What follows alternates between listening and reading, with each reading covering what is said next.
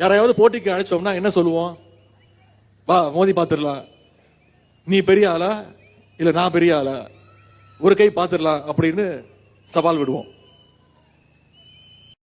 நீ பெரிய அறிவாளியா நான் பெரிய அறிவாளியா, வா மோதி பார்த்துடலாம் அப்படின்னு சவால் விடுவோம். ஆனா இன்னைக்கு அதிமுகவில் என்ன நடக்குது?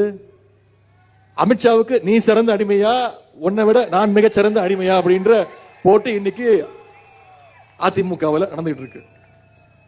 நான் தான் சிறந்த அடிமைன்னு திரு எடப்பாடி பழனிசாமி அவர்கள் 8 அடி பாஞ்சாருன்னா, அங்க இருக்கக்கூடிய இன்னும் சிலர் இல்ல உன்னை விட நான் மிகச்சிறந்த அடிமைன்னு 16 அடி பாய்வதற்கு தயாராக இருக்கிறாங்க.